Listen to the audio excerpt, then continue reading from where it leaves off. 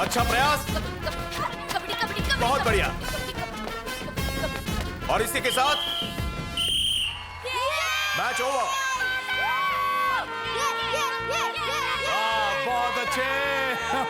अब तू जाकर पराठे की दुकान वापस शुरू कर सकता भाई तूने तो ऐसे डेटे करवा दे। अरे कोई नहीं, चूरन है मेरे पास, ठीक हो जाएगा। Thank you.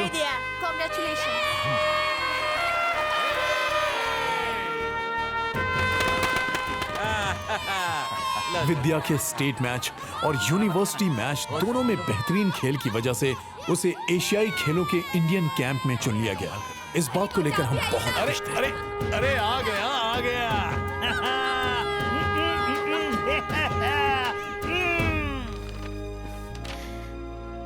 बहुत अच्छे, बहुत खूब। हमारे क्लब से विद्या के इंडियन कैंप में सिलेक्ट होने से हमारे गुरुजी बहुत खुश थे। बहुत खुशी हुई।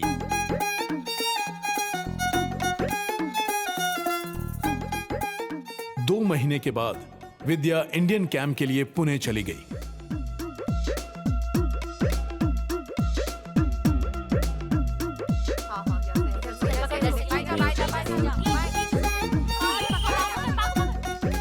वन पॉइंट राइडर को कम ऑन और 3 पॉइंट तमिलनाडु अटैक करो।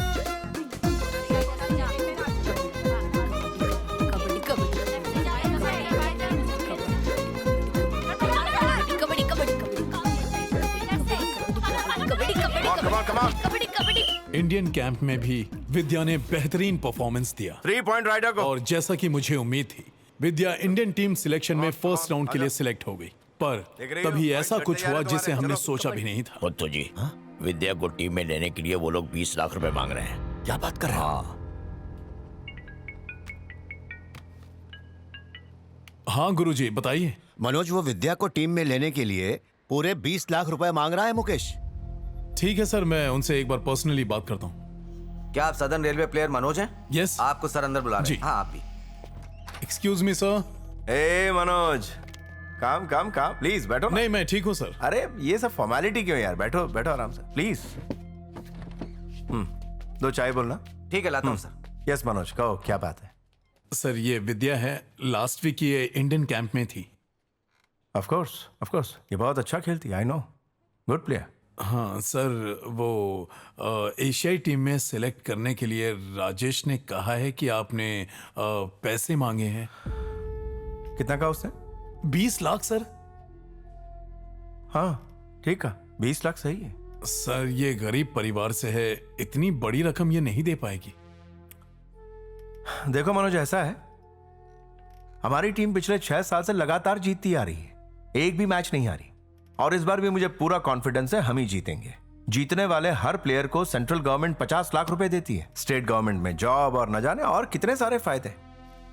यार सिर्फ 20 लाख ही तो मांग रहा हूं, क्या प्रॉब्लम है? देखो मनोज, क्योंकि तुम यहां तक आए हो तो इससे कहो सिर्फ 10 लाख और दे दे, एक्स्ट्रा 10 लाख रुपए, कुल मिला के सिर्फ 30 लाख। बस अरे नीचे उतारो नीचे। गुड गुड, बहुत अच्छा खेले। Thank you sir. क्या बात, thank you very much. Good, अच्छा है अच्छा है। ऐसा है मनोज जी, कोच बनने का फैसला कर लिया आपने? मैंने क्या कहा था और तुमने क्या कर दिया? सर हम जीत गए सर। प्लेयर के तौर पे तुम जीते, कोच की हैसियत से मैं हारा। एक बात याद रखना, आज के बाद मेरी टीम में तुम्हारे लिए कोई जगह नहीं है। ये तुम्हारे साथ मेरा आखिरी गेम। इतने गंभीर क्यों हो गए यार? ऐसे मत देखो जैसे मैं बदला ले रहा हूं। डाउट नहीं रखना, बदला ही ले रहा हूं। सर आप ये हमारे साथ। तेरे से जो बन पड़ता है वो कर ले, चल निकाल। अब आप देखिए इसका सिलेक्शन मैं इंडियन टीम में कैसे करवाता हूं। ओह वाह, जा करा ले। वक्त ही बताएगा। चलो विद्या।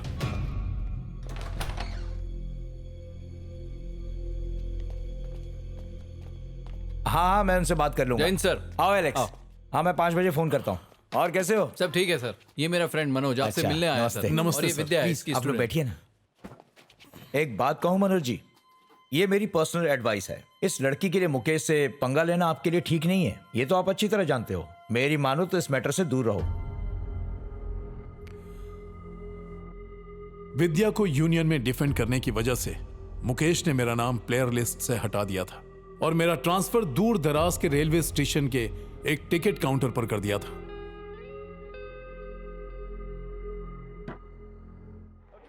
दो महीने के बाद एशियाई खेल शुरू हुए। फाइनल मैच में इंडिया का मुकाबला ईरान से हुआ।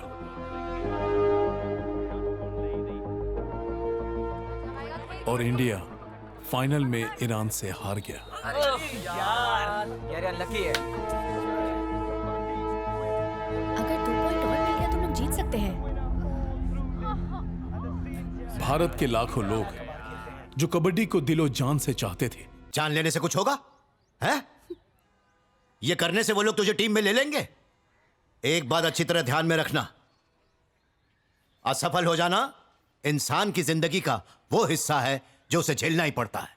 बिना इसका सामना किए कोई सफल नहीं हो पाता। औरतों के लिए बहादुरी का जश्न सिर्फ 2 जगह पर मनाया जाता है, एक युद्ध के मैदान में और दूसरा खेल के मैदान में। और दोनों ही जगह सामना किए बिना हार मान लेना शर्म की बात होती है। तुम्हें जीना होगा, हालात से लड़ना होगा, क्योंकि सफलता सिर्फ तुम्हारी मेहनत से ही मिलेगी, यह बात समझ लो तुम। सच्चे खिलाड़ी की यही पहचान होती है, ठीक है? ये कबड्डी का खेल इन लोगों को बर्बाद करके रख देगा। हमें बख्श दीजिए ना। बड़ी मुश्किल से तो शादी के लिए रिश्ता आया है, उसके लिए उस पे रहम खाइए। मेरे पूरे परिवार की जिंदगी मंदिर के चढ़ावे से चलती है। अब मैं 30 लाख कहाँ से लाऊंगा? दुनिया के लोग सपने देखते हैं, बस गरीब सपना नहीं देख सकता। मुझे माफ कर दीजिए। इस हादसे के बाद बाकी लड़कियों ने भी अपनी उम्मीद छोड़ दी। घर का खर्च चलाने के लिए सब लोगों ने छोटी मोटी नौकरी करनी शुरू कर दी। वो ये भूल चुकी थी कि दुनिया अभी भी खत्म नहीं हुई है, अपने सपनों को अभी भी जिया जा सकता है। अगर जिंदगी में मनचाही चीज ना मिले तो इसका यह मतलब नहीं कि हमें उम्मीद छोड़ देनी चाहिए। इसका साइज ठीक है ना? गुरुजी ने इन लड़कियों के सपनों को पूरा करने का बीड़ा उठाया था, अच्छा लग रहा है। और यही बात उन्हें धीरे धीरे अंदर से खाए जा रही थी। उनकी हालत एक ऐसे पिता की तरह हो गई थी जो चाह कर भी अपने बच्चों के लिए कुछ नहीं कर पा रहा था। जो लड़कियां हमारे देश के भविष्य हैं, उन्होंने पेट की भूख की खातिर खुद के भविष्य से समझौता कर लिया। जिनके पैरों ने कभी कबड्डी का मैदान नापा था, आज वो दूसरों के पैरों का नाप ले रही हैं। तकलीफों की बौछारें तो पड़ती ही रहती हैं, उनसे भाग कर जाएं तो जाएं कहां। तकलीफ भरे इस अंधियारे में खुशियों का दीपक तो जलाना ही पड़ता है। पेड़ से चिड़ियों के चले जाने से पेड़ रोने तो नहीं लगता। कल कभी खत्म नहीं होता, क्योंकि वो एक नए सवेरे के साथ फिर आता है। अगर दिल में कुछ करने की चाह हो तो ऊपर वाला राह खुद ब खुद बना देता है। तो आओ अपनी मेहनत और लगन से उम्मीदों की फसल फिर से उगाएं। चलो एक बार फिर से जी जाएं। पतझड़ के बाद बहारें फिर से आती हैं, मुरझाई कलियां एक बार फिर से जरूर मुस्कुराती हैं।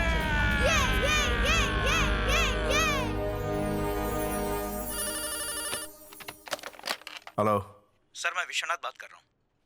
हाँ बोलो। सर, वो सदर्न रेलवे प्लेयर मनोज को तो आप जानते हैं ना? हाँ। वो आपसे मिलना चाहते हैं। क्यों? वो टीम में वापस आना चाहते हैं। मनोज, बुरा लग रहा है कि तुम्हारे हाथ इस तरह बंधे हैं। दुख होता है कि तुम जैसा काबिल इंसान ऐसे खड़ा है, बेबस, लाचार। डोंट वरी सर, मैं यहाँ कबड्डी टीम में वापस आने के लिए आपके सामने गिड़गिड़ाने या भीख मांगने के लिए बिल्कुल नहीं आया हूं।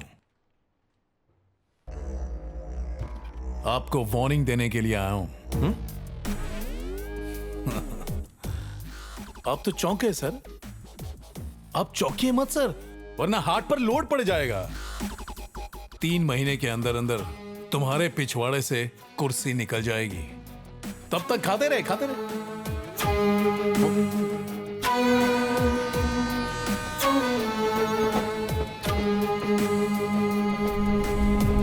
इस मैच में इंडिया के स्पोर्ट्स मिनिस्टर भी आने वाले हैं। यह मैच अगले शुक्रवार को होगा। उस दिन सारा मीडिया आने वाला है, और वो कमीना मुकेश राठौर भी। हमें उससे बदला लेने का इससे अच्छा मौका नहीं मिलने वाला है। करने का तो कुछ भी कर सकते हैं, पर उसके लिए हमारे पास टीम कहां है? कहना क्या चाहते हैं? बख्श दीजिए ना। हमें माफ कर दीजिए। मुझे माफ कर दीजिए। अगर वो इतने पैसे मांगेंगे तो हम कहां से लाएंगे? आप फिक्र मत कीजिए, मैं उनके घर वालों से बात करूंगा। तुम्हें कोशिश करके देखना चाहिए।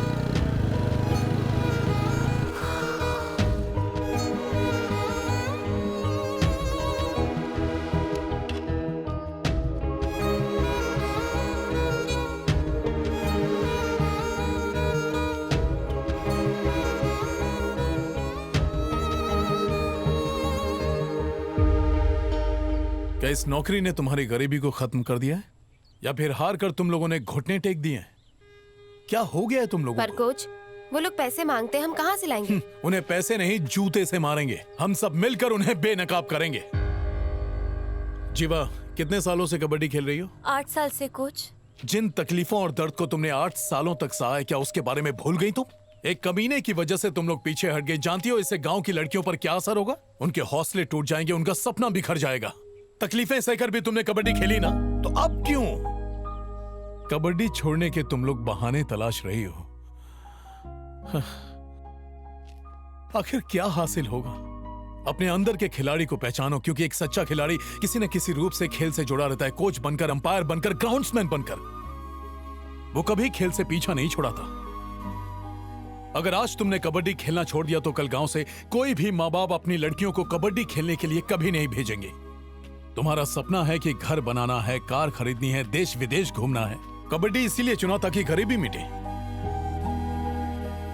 सुबह से लेकर शाम तक तुम लोगों ने घंटों प्रैक्टिस की है। उसके लिए तपती चिलचिलाती धूप में अपना पसीना बहाया। क्या उन कुर्बानियों को भूल गई? क्या तुम्हारे जीने का अब कोई मकसद नहीं है? अपनी जान से ज्यादा तुमने इस खेल को प्यार दिया। अब मैदान में उतरने की बारी आई तो मुंह मोड़ रही हो। याद रखना, हारता वो है जो घुटने टेकता है, और जीतता वही है जो हारी बाजी पलट के रख देता है। नहीं कोच, जब तक हमारे माँ बाप कुछ नहीं कहेंगे हम कुछ नहीं कर सकते।